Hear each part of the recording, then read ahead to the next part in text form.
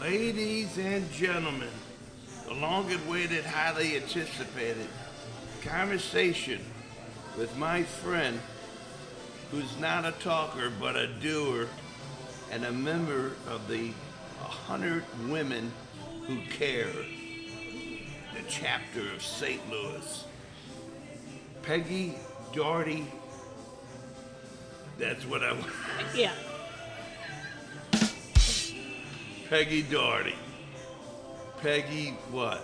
Yeah, Doherty. Yeah, right. Peggy Healy Doherty. Peggy Healy Doherty. I gotta get this off. Luckily, we're at a Mexican restaurant on Loughborough and Morganford, Catinas, and I asked the Spanish waitress what her name was, and she said Christina. So everything was cool, but you know me as the stumbling, fumbling Wales, but my friend and her organization is Wales certified 100%. And ladies and gentlemen, we're in for an episode of Doing.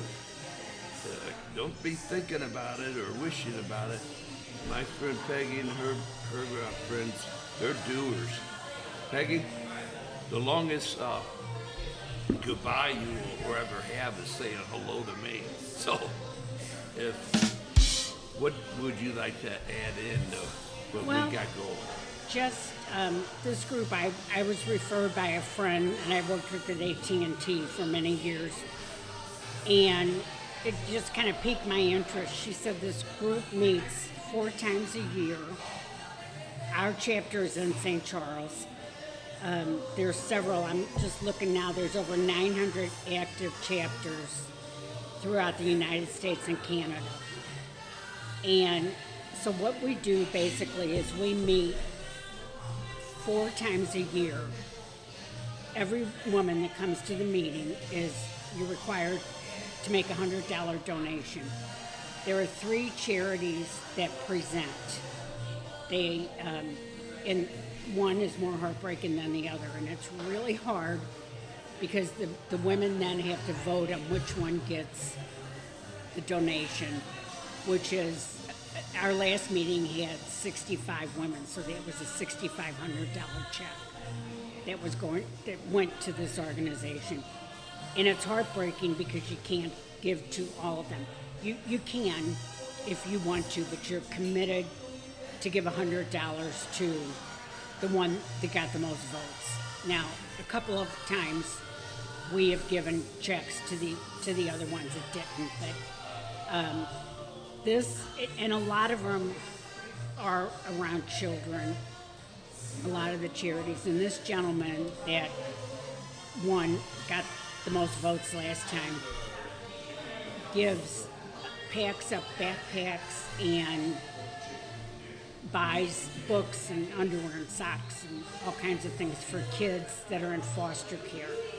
And he used to be a policeman, and he said it was just so sad because he would go to a house and get a call for something, and they'd have to tell these kids that they had 20 minutes to get out of the house and come with them, and they had to find a place to take them.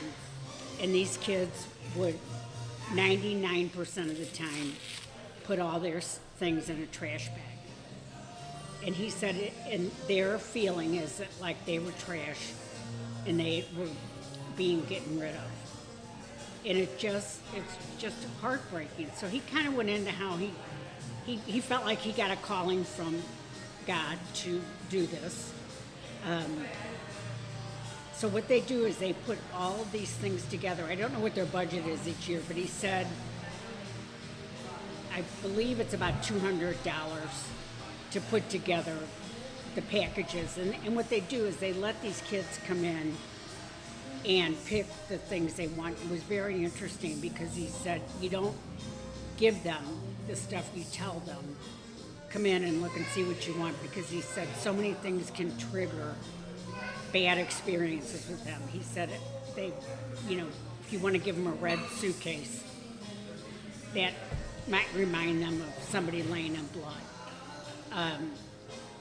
If you want to give them, you know, a Superman or something, it might remind them of somebody that had a mask on. And you just don't think about all that stuff. So he said they are allowed to come in and they pick out what they want. They pick out socks and underwear, and he said for some of them, they've never had new stuff like this before.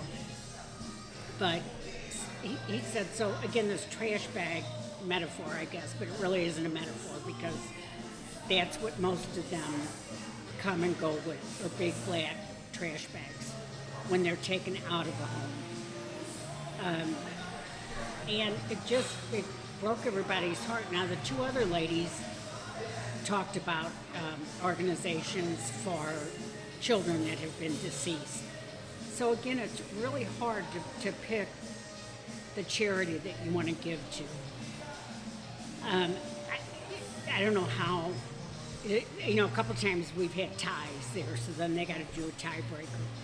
But you hate looking at the people that didn't get it because they make presentations and they're so heartfelt and so selfless.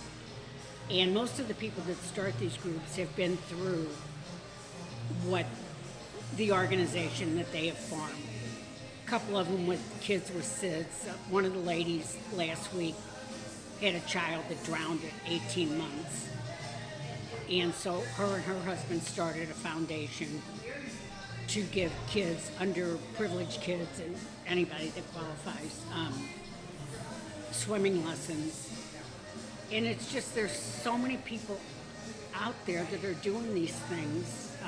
The other presentations have been for homeless shelters, for clothing, for food, places they've built where people can go take showers, you know, homeless people. There's so much out there that you don't hear about with the big fundraisers, you know, the cancer societies and all that, and not taken away from any of them.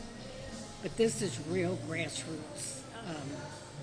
And I believe it started in 2006 in Michigan when there was a lady that knew somebody that needed, I don't know if she was having quads or, anyway, needed baby strollers. And so she gathered women that she knew, and they came up with the idea that each one of them would donate $100 and get these strollers. So that started, and it's unbelievable that it's over 900 active chapters now. And if it's something you can do and you can join, you know, you can Google it. It's called 100 Women Who Care. There's different chapters. Again, I belong to the one in St. Charles. There's several in St. Louis City. But if it's something that you can do, these charities help families that adopt kids.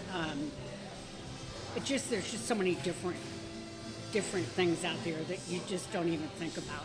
These rare diseases little kids have. They help families with living expenses while their kids are in the hospital. You can't believe the suffering that's out there that you don't even think about or know about. And it's out there every single day.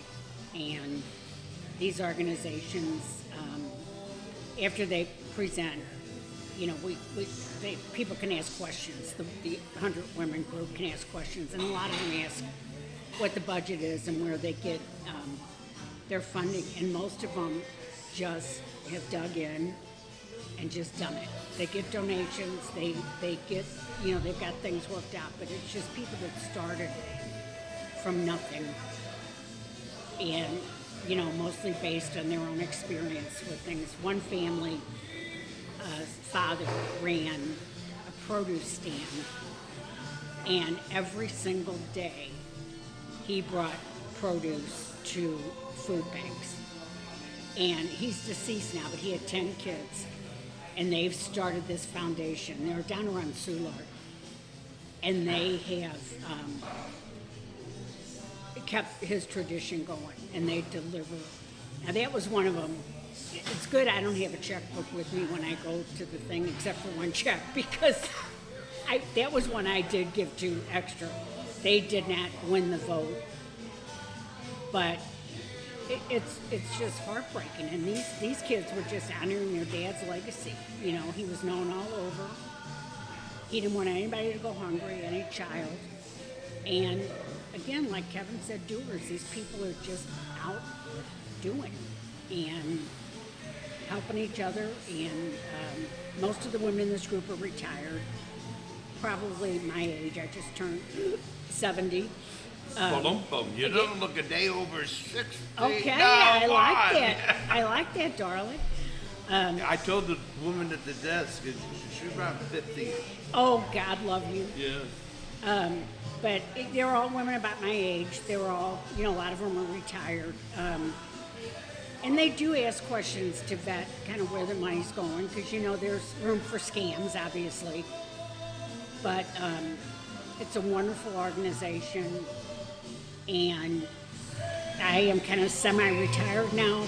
I'm still working a little bit, but I would like to get more involved with this because it's very, very worthwhile. And these people are forever grateful, and they're doing wonderful things for people. And they're physically doing them. They're not just there to ask for money. They're out there shopping and collecting things that people, you know, that you can give housewares and clothing that they set up to give to people.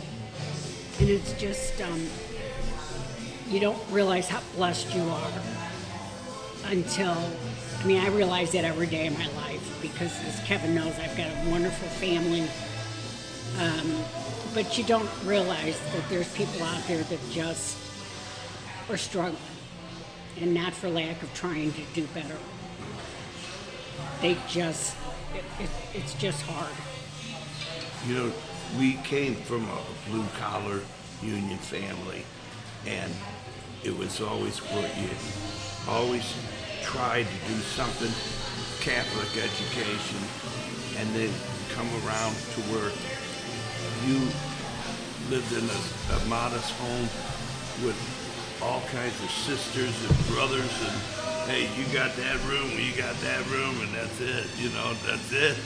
Our pillows always got stolen at night. If you fell asleep first, your pillow was gone in the morning. And there were 8 of us. I'm the youngest of the 8, and again, truly blessed. But, Yes. yeah, that's why nobody can touch my pillows now. Even the grandkids know that is grandma's pillow, Yeah. and don't do it. And the whole story comes out is that unions, especially during the 70s and stuff, there was a lot of downtime. You know, there ain't nothing happening, man. And so this and that happened, but it always something worked out. Everything worked out somehow. And but in legitimacy, we were all just 1 month, 1 paycheck, 1 year Absolutely. to being in the orphanage. Yeah. And that and it wasn't that you abandoned. They couldn't take care of you. They tried to help you. And our dads died young. You know, back then there was no. My dad was 57 when he died. Yeah. And Boy, 57, same here. Yeah. When my 57, my God, that was like an old man. I know. And you just did what you did. You know. Yeah.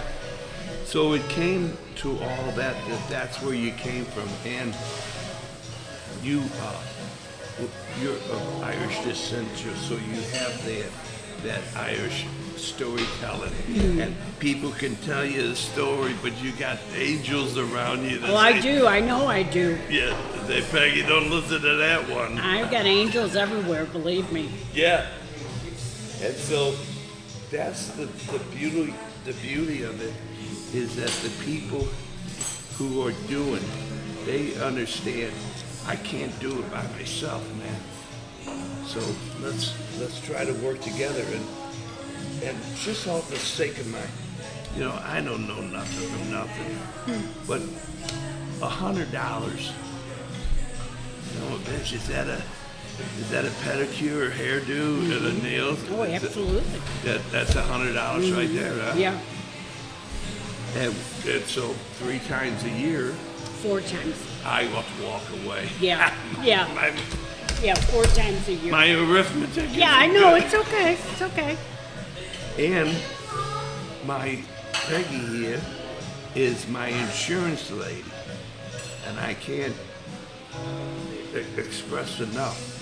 I wouldn't know how to handle my insurance business if it wasn't for you, A Peggy. lot of people don't. Yeah. And with people turning 65 every day, thousands of people. Wow. I get calls, I get people come in and sit across from me like you and I are right now in tears because they don't know what to do.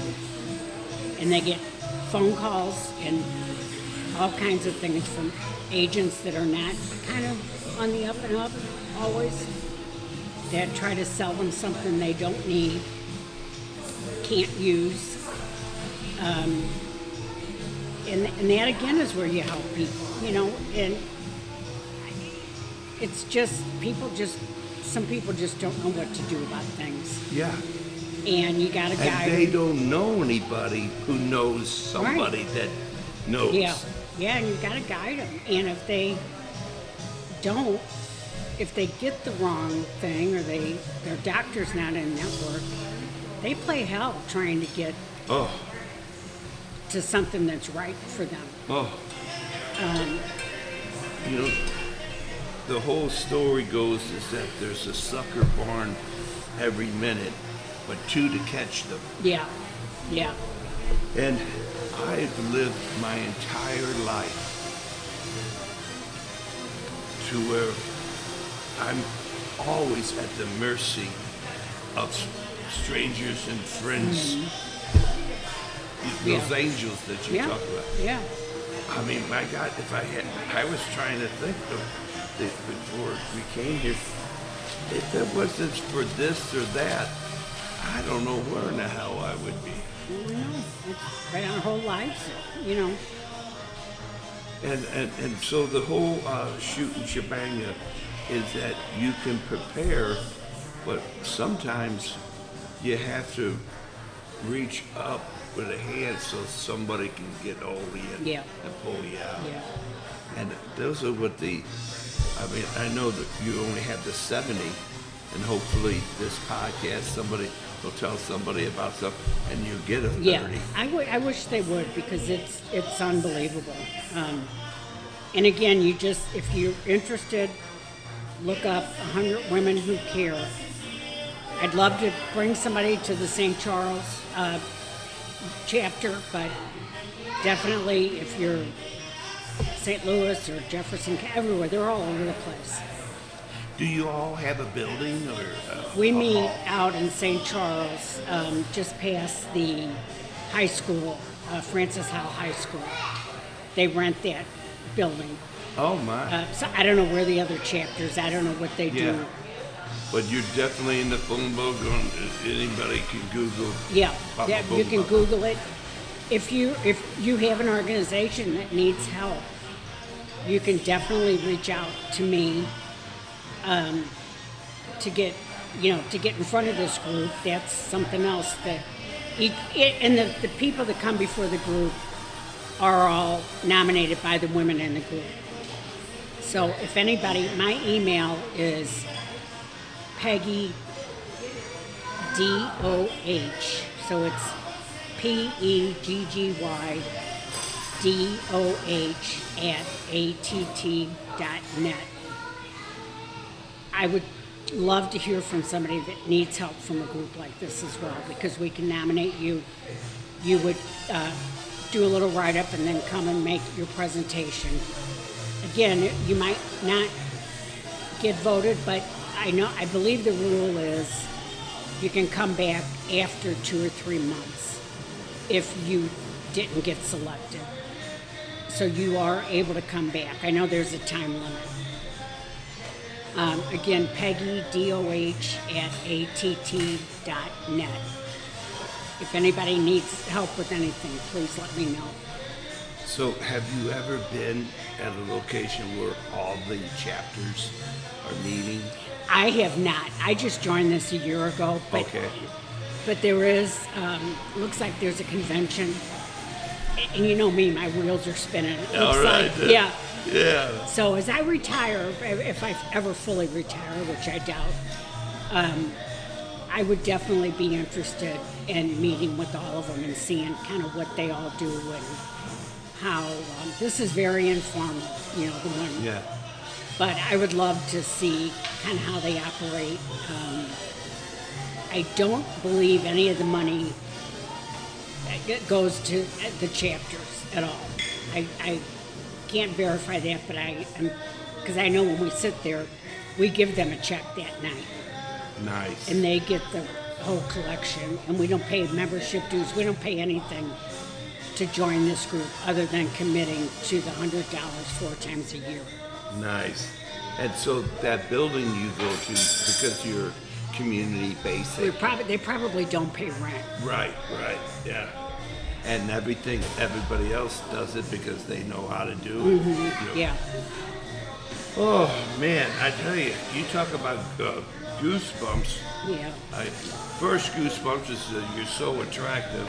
It's so God so love nice. you. God love so you. Nice, I get, you know. But then you hearing the stories, and I know you and your family.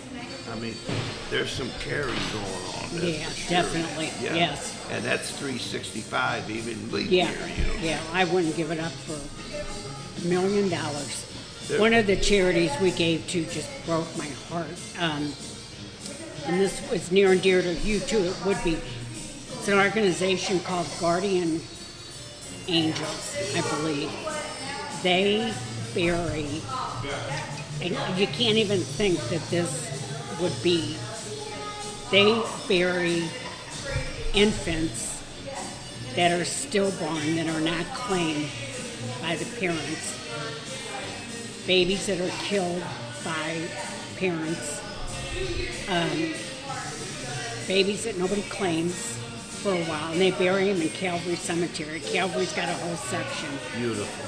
And woodworking class at a high school in Jefferson County, one of their projects was to make caskets.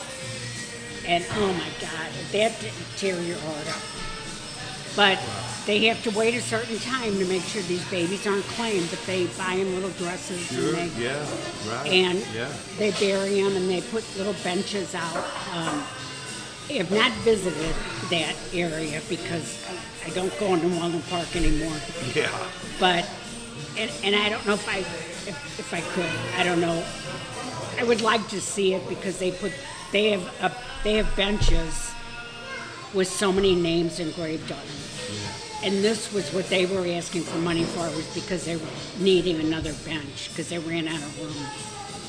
Well, our friend Tom Keener runs the cemeteries, and then they have the security department, Miller's Century Security. Yeah. Dick Miller and his kids Yeah. run it, and then we go guard there. Yeah. Tom would take me down there if I asked him, I'm sure. Yeah.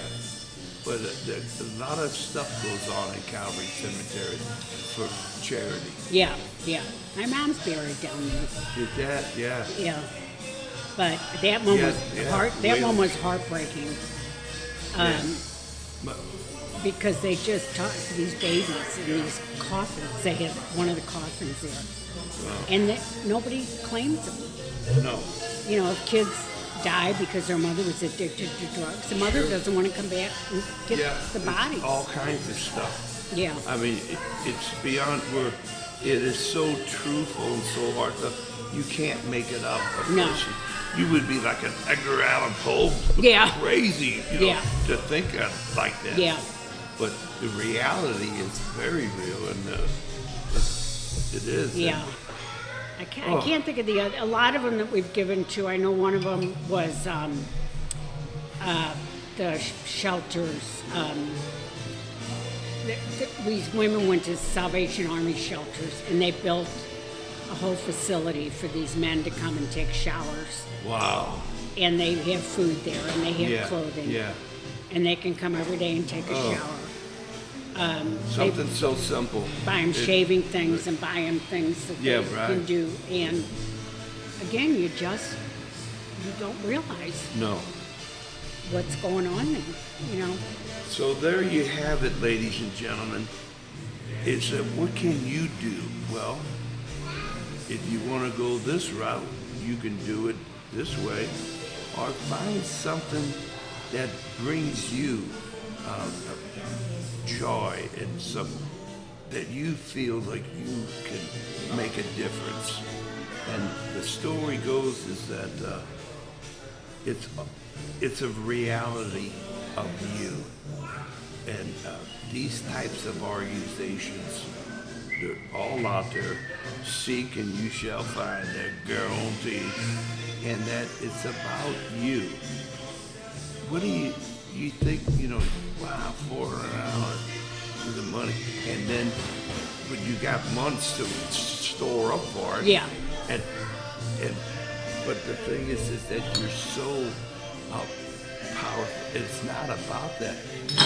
The benefits that you get with just within this last year. Yeah. Have you seen tangible evidence? Yeah, I have. In fact, at this meeting, and this is something else they do, the people that win the vote come back a meeting or two later and tell you exactly where the money went.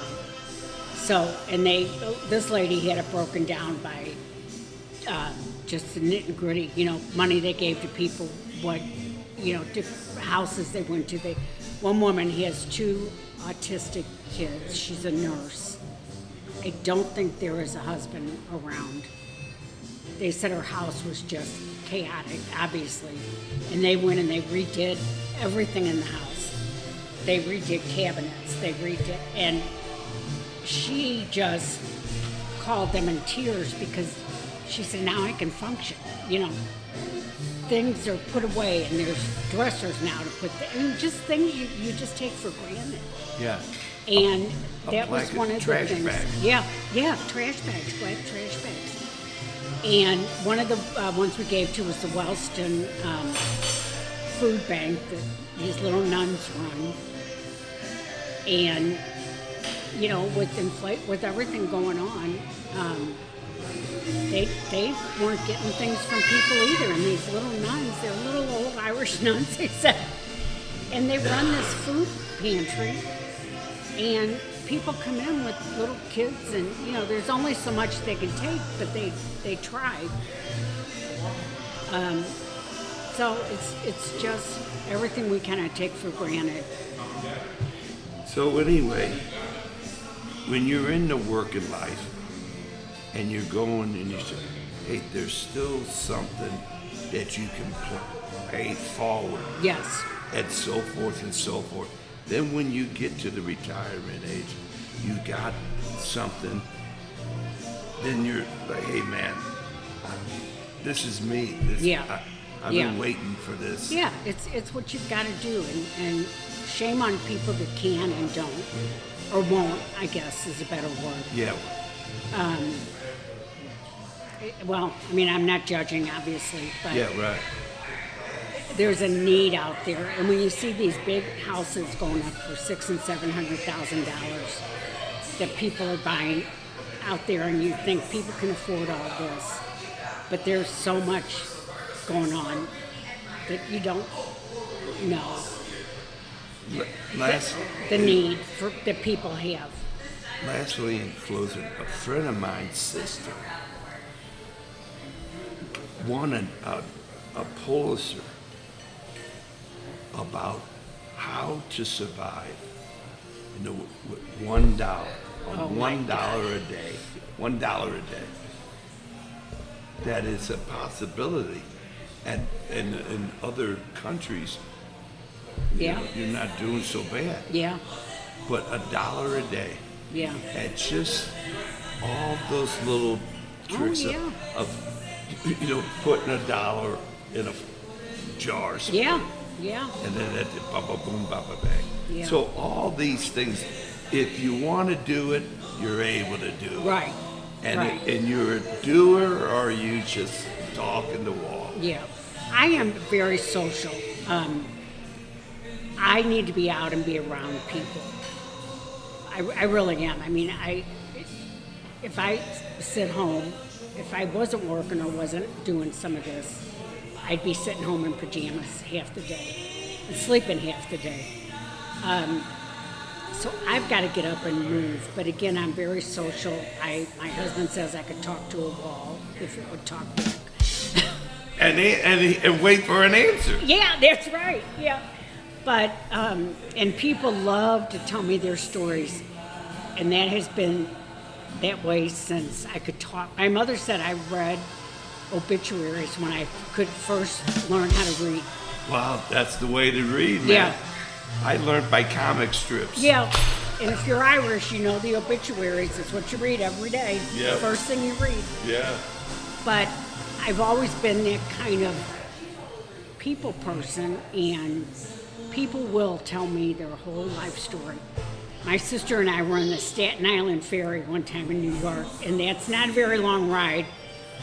And by the time I got off, the woman sitting next to me, I knew about her father that came into Ellis Island, what his sickness was. He had to go back. He had to make another trip back. And my sister said, how do you know all that in a half hour? I said, people will tell you. If you are interested, and I am, I love, some of my grandkids just die because if we're somewhere and I'll talk to a total stranger, they're like, oh God, here she goes again. Or if I see somebody that I think I recognize, but it's not them, oh, my granddaughter just dies. She just like, Grandma, you can't talk to all these people. Yeah, I can. Yeah, man. Yeah. Never met a stranger. No, man. but I love to hear people's stories. Yeah. And if you can help them, you help them. And, you know, some of them, you Well, don't have to help.